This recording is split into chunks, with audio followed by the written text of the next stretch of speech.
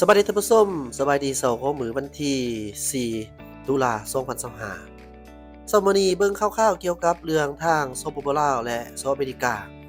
จะสืบต่อแก้ไขปัญหาที่ยังคงค้างร่วมกันข่าวสารประเทศลาวเปิดเผยให้รู้ว่า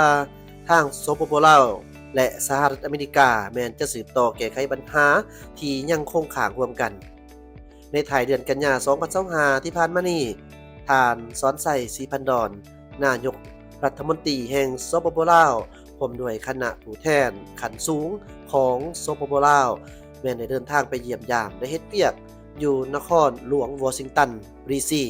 สหรัฐอเมริกาเพื่อเสริมขยายการพัวพันในการร่วมมือทั้งด้านเศรษฐกิจและการค้าระหว่าง2ประเทศในโอกาสดังกล่าวท่านนายกรัฐมนตรีแห่งสปปลาวก็ได้พบปะกับท่านเจมิชันเกรียผู้ตั้งหน้าทั้งด้านการค้าของประธานาธิบดีสหรัฐอเมริกาเพื่อสุกยู่กระบวนการเจรจาทั้งด้านการค้าและการลดผ่อนอัตราภาษีภายหลังที่คณะเจรจาของทั้งสองฝ่ายได้เฮ็ดเวียกร่วมกันอย่างเอาใจใส่ในระยะที่ผ่านมาโดยในการพัวพันดังกล่าวทั้งสองฝ่ายแม้นว่าได้เด็กเปลี่ยนคำคิดคำเห็นอย่างกงไปกงมาเพื่อสุมใส่ศอกหาวิธีทางเพื่อแก้ไขปัญหาที่ยังคงค้างซึ่งทางฐานนายกรัฐมนตรีแห่งสปปลาวก็ได้แจ้งให้ฝ่ายอเมริกาทราบเกี่ยวกับเจตจำนงของรัฐบาลแห่งสปปลาวเพื่อสืบต่อเสริมขยายการพัวพันและการร่วมมือที่ดีทั้งด้านเศรษฐกิจและการค้าระหว่าง2ประเทศบนพื้นฐานต่างฝ่ายต่างก็ได้รับผลประโยชน์ร่วมกันสปปลาวในฐานะเป็นประเทศน้อยบ่มีชายแดนติดกับทะเลทั้งร่วมสร้างทุกเงื่อนไขที่เอื้ออำนวยให้แก่การกะเกียมควบพร้อมเพื่อรุดพรออกจากสถานภาพที่ด้อยพัฒนาในอนาคตให้ได้ความสำคัญเป็นพิเศษแก่การร่วมมือทั้งด้านการค้าและการลงทุนกับทุกประเทศในระยะที่ผ่านมารัฐบาลแห่งสปปลาวแม้ได้เอาใจใส่ยกสูงการร่วมมือกับรัฐบาลสหรัฐอเมริกาในการค้นหาผู้ที่สูญหายจากปางสงครามหรือ MIA การแก้ไขปัญหาระเบิดที่ยังบ่ทันแตกและยังคงตกค้างหรือว่า UFO และการจัดส่งคนเชื้อชาติลาวกลับคืนประเทศและอื่นๆปี2025นี้ยังเป็นปีที่มีความสำคัญเพื่อเฉลิมฉลอง70ปีของการสร้างต่างสายพัวพันการทูตระหว่างสปปลาว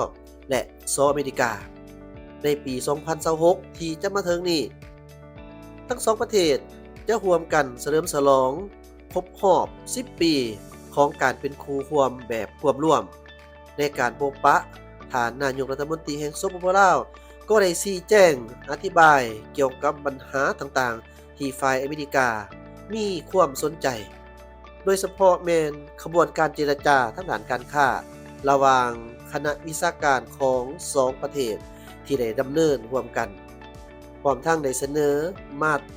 บางมาตรการที่รัฐบาลสปปลาวร่วมดำเนินการควบเกี่ยวความพร้อมในการยกเว้นอัตราภาษีนำเข้าสินค้าจากอเมริกามายังสปปลาวและการสืบต่อปรับปรุงมาตรการกีดขวางที่บ่แม่นภาษีการอำนวยความสะดวกทั้งด้านการค้าและเพิ่มทวี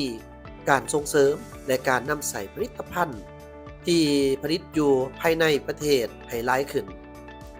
ผู้ตั้งหน้าทั้งด้านการค้าของประธานาธิบดีสหรัฐอเมริกาได้แสดงความพึงพอใจและตีราคาสูงต่อการเดินทางพบปะแลกเปลี่ยนข้อมูลอย่างตรงไปตรงมาด้วยตนเองของท่านนายกรัฐมนตรีแห่งสปปลาวที่เป็นประโยชน์ยิ่งและจะนำเอาผลของการพบปะและปรึกษาหารือในครั้งนี้ไปรายงานต่อท่านประธานาธิบดีสหรัฐอเมริกาเพื่อเจรจาเกี่ยวกับผลของการอัตราทางด้านภาษีให้แก่สปปลาวและสุกยู่การร่วมมือทางด้านเศรษฐกิจในต่อหน้าในการเคลื่อนไหวและเฮ็ดเวียกอยู่นครหลวงวอชิงตันดีซีในครั้งนี้ท่านนายกรัฐมนตรียังได้เข้าร่วมพบปะภาคธุรกิจ อเมริกาลาวซึ่งเป็นเวทีที่มีความสำคัญเพื่อส่งเสริมการร่วมมือระหว่างภาคธุรกิจของทั้งสองฝ่ายคณะผู้แทนสปป.ลาวได้ถือโอกาสนี้ให้ข้อมูลละเอียดเกี่ยวกับนโยบายเพื่อการส่งเสริมทั้งด้านการค้าและการลงทุนรวมทั้งทางแห่งบ่มซ่อนในแต่ละด้านของสปป.ลาวได้ให้ความกระจ่างแจ้งต่อขอสนใจของบรรดาบริษัทและนักลงทุนอเมริกาจำนวนหนึ่งนายกรัฐมนตรีแห่งสปป.ลาวได้เชิญชวนให้บรรดานักธุรกิจและนักลงทุนจากอเมริกาไปศึกษาเบิ่งทางแห่งตัวจริงและความเป็นไปได้ในการลงทุนอยู่สปป.ลาวรวมทั้งด้านนโยบายกฎหมายและระเบียบการต่างๆแน่ใส่เพื่ออำนวยความสะดวกให้แก่การลงทุนของต่างประเทศในโอกาสเคลื่อนไหวและเฮ็ดเวียกอยู่วอชิงตันดีซีในสหรัฐอเมริกาในครั้งนี้ท่านนายกรัฐมนตรียังได้พบปะกับคณะที่ปรึกษาองค์การ Legacy of War ซึ่งเป็นองค์การจัดตั้งบ่สังกัดรัฐบาลของสหรัฐอเมริกาที่ผ่านมาได้เคลื่อนไหวเพื่อสุกโยและระดมการช่วยเหลือเขาในเวียกงานแก้ไขปัญหาระเบิดที่ยังบ่ทันแตกที่ยังคงตกค้างในปางสงครามอยู่สปป.ลาวท่านนายกรัฐมนตรีก็ได้แสดงความขอบใจต่อองค์การ Legacy of War ที่ได้เคลื่อนไหวอย่างต่างหน้าเพื่อโฆษณาเกี่ยวกับผลหายของระเบิดบ่ทันแตกที่ยังตกค้างในปางสงครามอยู่สปป.ลาวและได้สุกโยให้องค์การดังกล่าวสืบต่อเผยแพร่ผลกระทบและระดมการช่วยเหลือเขาในเวียกงานดังกล่าว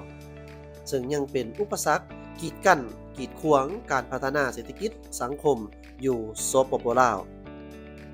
การเยี่ยมยามและเฮ็ดเวียกของคณะผู้แทนขั้นสูงของสปป.ลาว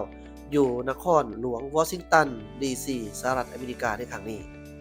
แม้นเป็นขีดหมายสำคัญในการเสริมขยายความเข้าใจและการพัวพันร่วมมือทั้งสองฝ่ายระหว่างสปป.ลาวและสหรัฐอเมริกาเพื่อสืบต่อแก้ไขปัญหาต่างๆที่ยังคงค้างบนพื้นฐานต่างฝ่ายต่างก็ได้รับผลประโยชน์และสอดคล้องกับของการร่วมมือแบบร่วมที่รัฐบาลทั้งสองประเทศได้ลงนามร่วมกันในปี 2016 ขอขอบใจข้อมูลจากข่าวสารประเทศลาวท้ายสุดนี้ขอฝากถึงพ่อแม่พี่น้องที่อาศัยอยู่ประเทศสหรัฐอเมริกาและกับประเทศอื่นๆในขอบเขตทั่วโลกถ้าหากท่านพอมีเวลาก็เชิญท่านมาเยี่ยมยามเมืองลาวมาท่องเที่ยวประเทศลาวนี่เด้อเพราะว่าฤดูฝนก็ใกล้จะผ่านพ้นไปแล้วเหมาะสมแก่การท่องเที่ยวฉะนั้นก็ขอเรียนเชิญท่านผู้ชมผู้ที่อยู่ประเทศต่างๆในขอบเขตทั่วโลกมาท่องเที่ยวบ้านเฮาเมืองลาวยินดีต้อนรับเสมอ